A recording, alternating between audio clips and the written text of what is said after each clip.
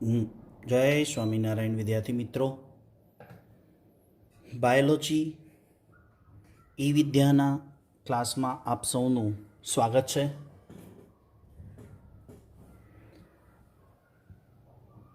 આજે વિડિયો લેક્ચરની અંદર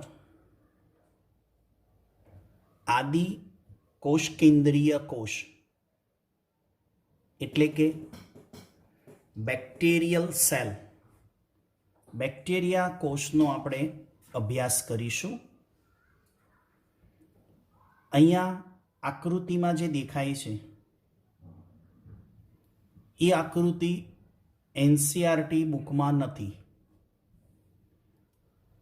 એનસીઆરટીમાં થિયરી આપી છે કે આદિ કોષ કેન્દ્રીય કોષ. તો ગયા વિડિયો લેક્ચરમાં આપણે સમજૂતી આપી કે આદિ કોષ કેન્દ્રીય કોષના સામાન્ય લક્ષણો, જેનું આપણે ડિસ્કશન કર્યું. હવે એ જ આદિ કોષ કેન્દ્રીય કોષ, જેના ઉદાહરણમાં આપણે એવું સમજ્યા હતા કે જીવાણુનો કોષ, નીલહરિત લીલનો કોષ, માઇક્રોપ્લાઝમા અને એ બધાનો સમાવેશ જે મોનેરા સૃષ્ટિમાં આવે તેનો આપણે આદિ કોષ કેન્દ્રીય કોષને ગણીશું. હવે આની અંદર જે આદિ કોષ કેન્દ્રીય કોષ છે એના વિવિધ ભાગોનો સ્ટડી, અભ્યાસ આપણે આકૃતિ દ્વારા સમજવાનો છે. તો એનું આપણે ડિસ્કશન કરીએ, સાથે સાથે આકૃતિને પણ લેતા રહીશું. તો બેક્ટેરિયાનો જે કોષ છે એ બેક્ટેરિયાનો કોષ મુખ્ય 3 ભાગો ધરાવે. એક છે કોષીય આવરણ, 2 છે કોષરસ અને 3 છે ઉપાંગો. તો મિત્રો, આપણે ચર્ચા કરવી છે 3 ભાગોને વિગતવાર સમજીને. તો અહીંયા એ લખાણ લખ્યું છે કે બેક્ટેરિયા કોષ એટલે આદિ કોષ કેન્દ્રીય કોષ. એના મુખ્ય 3 ભાગો છે. એક કોષીય આવરણ, 2 કોષરસ, 3 ઉપાંગ, જેને આપણે ઉપાંગને બીજા શબ્દોમાં કહીશું કોષની ઉપર, બેક્ટેરિયાના કોષની સપાટી ઉપર આવેલી રચનાને સમજીએ. હવે પહેલો ભાગ આપણે સમજીશું કોષીય આવરણ. હવે એ જે કોષીય આવરણ છે એનું આપણે ડિસ્કશન કરીએ. પહેલો ભાગ બેક્ટેરિયાનું કોષીય આવરણ એક જટિલ રાસાયણિક કોષીય આવરણ છે. ખૂબ જ જટિલ રચના ધરાવતું છે. અને એ કોષીય આવરણ સખત રીતે એટલે કે મજબૂત છે. અને એમાં 3 સંગઠિત રચનાઓ આવેલી છે. એટલે કે કોષીય આવરણ જે સખત છે એ 3 લેયરમાં છે. કેટલા લેયર પડે? 3. એક બાહ્ય આવરણ, બીજું મધ્ય આવરણ અને ત્રીજું અંત આવરણ. જે બાહ્ય આવરણ છે એ શાનું બનેલું છે? ગ્લાયકોકેલિક્સ. મધ્ય આવરણ એ કોષ દિવાલ તરીકે હોય અને અંત આવરણ એ કોષરસ પટલ છે. જુઓ અહીંયા આકૃતિમાં, અહીંયા ફરતે આખી એક બેક્ટેરિયા કેપ્સ્યુલ જેવું લાગે છે. શું લાગે છે? એક કેપ્સ્યુલ. હવે એની આ ફરતે 3 પ્રકારના લેયર આપ્યા છે. એક જેને કહીશું બાહ્ય સ્તર, એટલે આ ફરતે જે દેખાય છે એ બાહ્ય સ્તર, એટલે કે ફર્સ્ટ લેયર, પહેલું આવરણ. બીજા નંબરનું જે ગ્રીન કલરની સ્કેચ પેનથી બતાવ્યું છે એ છે કોષ દિવાલ. બીજું જે ગ્રીન પેનથી છે એ કોષ દિવાલ છે. અને ત્રીજું જે લેયર છે એ કોષરસ પટલ, આ બ્લેક આકૃતિ દેખાય છે કે બ્લેક કલરની સ્કેચ પેનનો ઉપયોગ કરીને એક લેયર બતાવ્યું છે, જેને આપણે કહીશું કોષરસ પટલ, સેલ મેમ્બ્રેન. એટલે ટોટલ કેટલા લેયર થયા? 3 લેયર, 3 લેયર. એક આઉટર મેમ્બ્રેન, એક મિડલ મેમ્બ્રેન અને એક ઇનર મેમ્બ્રેન. જે પહેલું લેયર છે એ ગ્લાયકોકેલિક્સ, બીજું લેયર એ સેલ વોલ તરીકે કામ કરે, કોષ દિવાલ તરીકે, અને ત્રીજું અંદરનું લેયર છે એ કોષરસ પટલ તરીકે કાર્ય કરશે. હવે આ 3 લેયરો જે છે એની આપણે થિયરિકલ સમજૂતી લઈએ. આકૃતિમાં તમને નિર્દેશન બતાવ્યું કે 3 લેયરો ક્યાં છે. ઓકે, આપણે આગળ વધીએ તો જુઓ, આ દરેક આવરણ છે ને એ ચોક્કસ કાર્ય કરે છે, છતાં ત્રણેય એક જોઈન્ટ રીતે, સંયુક્ત રીતે રક્ષણાત્મક બનાવે. આ ત્રણેય આવરણો ભેગા થઈને બેક્ટેરિયાના બોડીની રક્ષા કરે છે, બેક્ટેરિયાના શરીરની રક્ષા કરે છે. એટલે બેક્ટેરિયા પોતે પ્રોટેક્શન મેળવે. હવે ચલો એમાં પહેલું આવરણ લઈશું. બરાબર, તો આકૃતિમાં સમજ્યા એ પ્રમાણે પહેલું આવરણ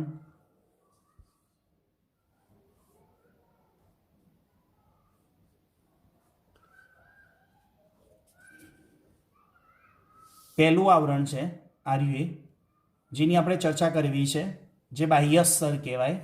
એ બાહ્ય આવરણ સૌથી બહારનું સ્તર છે અને શાનું બનેલું? તો ગ્લાયકોકેલિક્સનું બનેલું. હા, ગ્લાયકોકેલિક્સનું ખરું, પણ જુદા જુદા બેક્ટેરિયા, કે બેક્ટેરિયાની તો બહુ મોટી સૃષ્ટિ છે, બહુ મોટા જાતિઓ છે, ઘણી બધી જાતિઓ બેક્ટેરિયાની આવે. તો જુદા જુદા બેક્ટેરિયામાં બંધારણ અને જાડાઈમાં વિવિધતા હોય છે. શું હોય છે? બંધારણ અને જાડાઈમાં વિવિધતા હોય છે. હવે એ જે બાહ્ય સ્તર છે એમાં એક શ્લેષ્મી સ્તર, એટલે કે એ કઈ રીતે વર્તે? તો કેટલાક જીવાણુમાં શિથિલ આવરણ હોય છે. હવે એ શિથિલ આવરણ ચિકાસયુક્ત હોય, શ્લેષ્મી હોય. શા માટે કેટલાક બેક્ટેરિયામાં આવું શિથિલ અને શ્લેષ્મી હોય? કે એ જે બેક્ટેરિયા કોઈ યજમાન કોષની સપાટી હોય, એ અંતઃપરોપજીવી તરીકે હોય કે બાહ્ય પરોપજીવી તરીકે બેક્ટેરિયા હોય, એ યજમાન કોષની સપાટી સાથે ચીટકી રહેવા માટે એ એક આર્ય બાહ્ય આવરણ છે. એ કેવું છે? ઘણા બેક્ટેરિયામાં ચિકાસવાળું શ્લેષ્મી હોય, કે જેથી યજમાનના કોષોની સપાટી ઉપર, એટલે કે આપણા બોડીમાં જો બેક્ટેરિયા રહેતા હોય અથવા તો આપણા શરીરની ઉપર જો રહેતા હોય તો કોષ સાથે શું કરે? ચોંટી રહેવા માટે ચિકાસ એટલે કે શ્લેષ્મી બનાવે છે.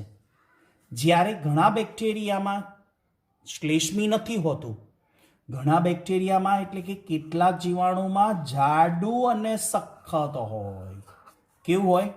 જાડું અને સખત. ચોપડીમાં બરાબર અંદર લાઈનો સમજજો. એકદમ થીક અને હાર્ડ હોય.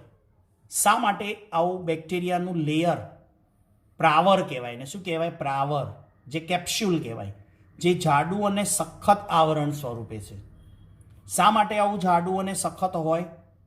કે ફેગોસાઇટ, હું ઉદાહરણ આપું, દાખલા તરીકે આપણા બ્લડની અંદર બેક્ટેરિયા જતા રહ્યા, આપણા રુધિરમાં કોઈ બેક્ટેરિયા જતા રહ્યા, અથવા તો કોઈ અન્ય પ્રાણીના શરીરમાં બેક્ટેરિયા જતા રહ્યા. માની લો આપણા શરીરમાં બેક્ટેરિયા બ્લડમાં જાય છે, તો એ બેક્ટેરિયાનો નાશ કરવા માટે આપણા શરીરમાં એક પ્રકારના શ્વેતકણ છે, અને એ શ્વેતકણો એક બેક્ટેરિયાને ખાઈ જાય, એટલે એ શ્વેતકણોનું નામ પડ્યું ભક્ષક કોષ. તો એ ફેગોસાઇટ કહેવાય. એ ફેગોસાઇટ, એ ભક્ષક કોષો આવા બેક્ટેરિયાને ખાઈ જાય, પણ એ બેક્ટેરિયા પોતાનું રક્ષણ કરવા માટે આવું જાડું અને સખત આવરણ ધરાવે. પછી એ બેક્ટેરિયા ઉપર વાયરસનું પણ આક્રમણ થતું હોય, હવે આ જે બેક્ટેરિયા છે એ બેક્ટેરિયાને કોઈ ભક્ષક કોષ ખાઈ જાય, ભક્ષણ કરી જાય, તો બેક્ટેરિયા પોતાનું રક્ષણ કરવા માટે જાડું અને સખત આવરણ ધરાવે. કેટલાક બેક્ટેરિયા, બધા નહીં. જ્યારે આ બેક્ટેરિયાના શરીર ઉપર કોઈ વાયરસ હુમલો કરે તો એનું બહારનું આવરણ જાડું ને સખત હોય, જેને પ્રાવર કહેવાય, એ ફેગોસાઇટ અને વાયરસના આક્રમણ સામે રક્ષણ કરે. જ્યારે કેટલાકનું આવરણ કેવું હોય? શિથિલ, શ્લેષ્મી, જેથી યજમાનની સપાટી ઉપર ચોંટી રહે. ચલો મિત્રો, ખબર પડી ગઈ. આ થયું બેક્ટેરિયાની અંદર કોષીય આવરણમાં પહેલું આવરણ. હવે કોષીય આવરણમાં બીજું આવરણ કયું છે? દ્વિતીય સ્તર, જેને આપણે કહીશું મધ્ય સ્તર. હવે આ બીજું લેયરની વાત કરીએ આપણે, તો અહીંયા ગ્રીન કલરની સ્કેચ પેનનો ઉપયોગ મેં કર્યો છે. આકૃતિ બધાએ દોરવાની છે, ત્યારે જ આખા આદિકોષ કેન્દ્રીય કોષના ભાગોની સમજ પડે. હવે આ જે દોર્યું છે એમાં ગ્રીન કલરની સ્કેચ પેનનો જે ઉપયોગ કર્યો છે એ શું બતાવે છે?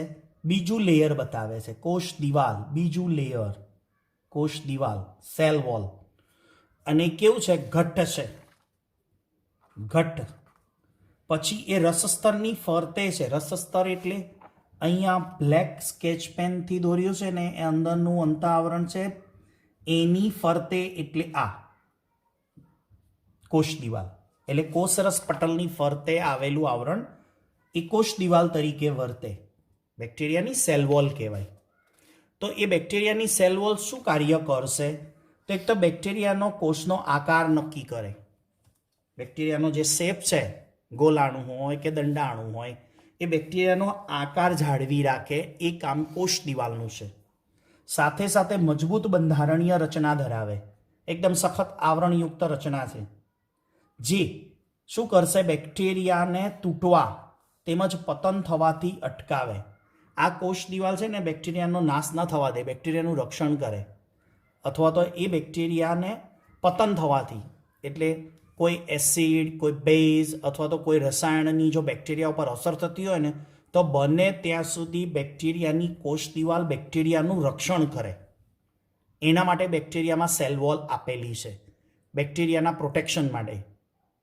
તો આ થયું બીજું લેયર. હવે છેલ્લું અને ત્રીજું લેયર, સૌથી અંદરનું લેયર કયું કહેવાય? રસસ્તર. શું બોલાય? સૌથી અંદરનું આવરણ, તૃતીય સ્તર, જેને આપણે રસસ્તર તરીકે ઓળખીશું, જેને આપણે કોષરસ પટલ પણ કહેવાય. શું કહેવાય? કોષરસ પટલ. અને અર્ધપ્રવેશીલ પટલ તરીકે કાર્ય કરે છે. હવે જો આ સૌથી અંદરનું આ ત્રીજું લેયર, હા, જેમાં બ્લેક સ્કેચ પેનનો આપણે ઉપયોગ કર્યો છે, એ કયું લેયર છે? ત્રીજું, સૌથી અંદરનું, જેને આપણે કોષરસ પટલ કહીશું. હવે એ કોષરસ પટલ બેક્ટેરિયામાં શું કાર્ય કરશે? તો એ છે એના બંધારણમાં સુકોષ કેન્દ્રી કોષના જેવું જ હોય. એટલે કે આપણે જ્યારે આગળ શીખીશું સુવિકસિત કોષ કેન્દ્ર, એમાં જે કોષરસ પટલ છે ને, એના જેવું જ એટલે સિમિલર, એના જેવું જ બંધારણ ધરાવે. બીજી કોષરસ પટલમાં એક નાની એક રચના બને છે, કોષરસ પટલમાંથી જ બને. એ કોષરસ પટલમાંથી જે બનતી રચના છે ને, એ અહીંયા જો આકૃતિમાં આ કોષરસ પટલ છે ને, એની અહીંયા આગળ ઘડી પડી ગઈ. શું પડી ગઈ? થોડાક ઘડી, 2 કે 5 ઘડીઓ પડે. એ કોષરસ પટલની રચના જ છે. કોષરસ પટલમાં આવી ઘડીઓ પડે એને કહેવાય મેસોઝોમ. એ જે મેસોઝોમ છે ને, એ બેક્ટેરિયાનું કણાભસૂત્ર કહેવાય. શું કહેવાય? બેક્ટેરિયાનું કણાભસૂત્ર. શું કહેવાય? બેક્ટેરિયાનું કણાભસૂત્ર કહેવાય. કારણ ત્યાં એટીપીનું સર્જન થાય છે. જેમ સુકોષ કેન્દ્રી કોષોની અંદર કણાભસૂત્ર છે, ને કણાભસૂત્રને શું કહેવાય? Power house. પાવર હાઉસ શું કરવા કહેવાય? કે જ્યાં આગળ શક્તિ ઉત્પાદન થતી હોય. તો બેક્ટેરિયામાં આ મેસોઝોમ છે ત્યાં એ મેસોઝોમ એટીપીનું સર્જન કરે એટલે બેક્ટેરિયાનું પાવર હાઉસ કયું કહેવાય? મેસોઝોમ. તો એ મેસોઝોમ અંગિકાનું કાર્ય આપ્યું છે અહીંયા: શ્વસન, સ્ત્રાવી ક્રિયા, ડીએનએના સ્વયંજનન, કોષરસ પટલની સપાટીનો વિસ્તાર અને ઉત્સેચકની માત્રા વધારવા. તો આ બધા કાર્યો યાદ રાખવાના છે, મેસોઝોમના છે. અને એ ચોપડીમાં ક્યાં આપ્યા છે? છેલ્લી લાઈનમાં આપ્યા છે. છેલ્લી લાઈનમાં છે, બરાબર. એમાં શ્વસન, સ્ત્રાવી ક્રિયા, ડીએનએનું સંયોજન, પછી કોષરસ પટલની સપાટીનો વિસ્તાર અને ઉત્સેચકની માત્રા. પાના નંબર 128 પેજ નંબર ઉપર છેલ્લે 2 લીટીમાં આ કાર્યો આપ્યા છે. એટલે તમને 2 માર્ક્સમાં પ્રશ્ન પૂછાય કે મેસોઝોમ શું છે, તેના કાર્યો જણાવો. તો એ 3 થી 4 લીટી તમારે 2 માર્ક્સમાં લખવું પડે. તો આ થયું મિત્રો બેક્ટેરિયાનું કોષીય આવરણ. હવે એ જે કોષીય આવરણ છે, એ કોષીય આવરણ અને એની અંદરની કોષ દિવાલ, યસ, એ કોષ દિવાલના અભિરંજકની પદ્ધતિ એક વૈજ્ઞાનિકે વિકસાવી છે. અને એ વૈજ્ઞાનિક કોણ છે? નીટમાં પૂછાય, ગ્રામ. મિત્રો લખી કાઢજો, નીટમાં પૂછાય, નીટનો પોઈન્ટ છે કે ગ્રામ નામનો સાયન્ટિસ્ટ છે. પણ ચોપડીમાં એવું નથી કે ગ્રામ નામનો સાયન્ટિસ્ટ છે, ખાલી ગ્રામ પોઝિટિવ અને ગ્રામ નેગેટિવ આપ્યું છે. તો એ શાના આધારે નામ પડ્યું કે ગ્રામ નામનો સાયન્ટિસ્ટ છે, એને બેક્ટેરિયાની કોષ દિવાલને અભિરંજકની પદ્ધતિ વિકસાવી. એટલે એ શું છે, કેવી રીતે અભિરંજક કરવાના, એ ગ્રામ પોઝિટિવ અને નેગેટિવ બેક્ટેરિયા કઈ રીતે કહેવાય? તો નીટનો એક અગત્યનો પોઈન્ટ છે, જેના 5 થી 8 મુદ્દા નીકળે છે ગ્રામ પોઝિટિવ અને ગ્રામ નેગેટિવના, જેને અલગથી એક આખો ગ્રામ પોઝિટિવ અને નેગેટિવનો વિડીયો બનાવીશ, જેમાં તમને સમજ આપીશ. પણ અત્યારે જ્યારે ચેપ્ટર ચાલે છે ત્યારે એની 2-3 લાઈનને સમજવા માટે આપણે અહીંયા ક્લિયર કરી આપીએ. તો એ બેક્ટેરિયાના અભિરંજક પદ્ધતિને આધારે બેક્ટેરિયાના 2 પ્રકાર પડે, એક ગ્રામ પોઝિટિવ અને ગ્રામ નેગેટિવ.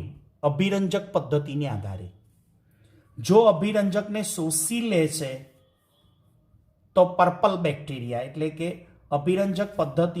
અભિરંજકને શોષી લે છે અને કોષ દિવાલનો એક કલર બતાવે તો એ ગ્રામ પોઝિટિવ કહેવાય. પણ જો એ કોષ દિવાલ અભિરંજકને શોષી શકતી નથી એટલે એ બેક્ટેરિયા શું કહેવાય? Gram negative. અત્યારે માત્ર એક જ પોઈન્ટ યાદ રાખજો કે ગ્રામ નામના સાયન્ટિસ્ટે બેક્ટેરિયાની કોષ દિવાલને અભિરંજક કરવાની પદ્ધતિ આપી. એને કઈ પદ્ધતિ આપી હતી એ પણ હું નીટમાં ચલાવીશ, અને ગ્રામ પોઝિટિવ અને ગ્રામ નેગેટિવના તફાવતના મુદ્દા પણ આપણે 5 થી 8 મુદ્દાની ચર્ચા કરીશું. તો એ કોષ દિવાલ અભિરંજકને શોષી લે તો ગ્રામ પોઝિટિવ, અને અભિરંજકને શોષી લેતા નથી તો ગ્રામ નેગેટિવ કહેવાય. એના વિશેષ તફાવતના મુદ્દાની નીટમાં અલગ એક વિડીયો બનાવીશું.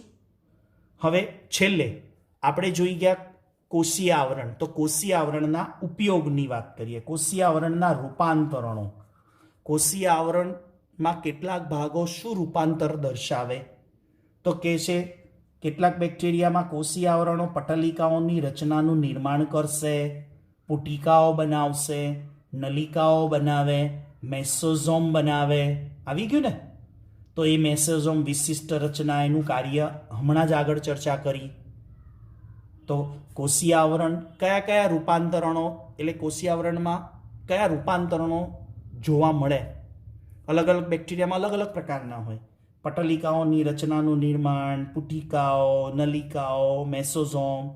તો મેસોઝોમ તો આવી ગયું, એ મેસોઝોમની વિશિષ્ટ રચનાને કાર્યને સમજાવી દીધું તમને. તો આ મેસોઝોમ છે, એની વિશિષ્ટ રચના છે, એ કણાભસૂત્ર તરીકે વર્તે, એ તમને સમજાયું. સાથે સાથે એક બીજી રચના પણ યાદ રાખજો, જે નીટમાં 2 થી 3 વાર પ્રશ્ન પૂછાઈ ગયો છે. ક્રોમેટોફોર એક મેસોઝોમ, અગત્યની વાત યાદ રાખવાની નીટ માટે, અને બીજી ક્રોમેટોફોર. શું છે આ ક્રોમેટોફોર? એને કોની સાથે સરખાવી શકાય? ક્લોરોફિલ સાથે. તમને યાદ હશે લીલના ચેપ્ટરમાં આપણે એવું શીખ્યા હતા કે પ્રકાશ સંશ્લેષણની ક્રિયા થાય છે. એ પ્રકાશ સંશ્લેષણની ક્રિયા માટે જવાબદાર રંજક દ્રવ્યો કયા હોય છે? ક્લોરોફિલ. એટલે આપણે એને ક્લોરોફિલ કહી શકીએ. એ માત્ર કોનામાં હોય? નીલહરિત લીલમાં જ હોય. કઈ લીલમાં? નીલહરિત લીલ. અને બીજું ક્યાં હોય? પ્રકાશ સંશ્લેષી બેક્ટેરિયા.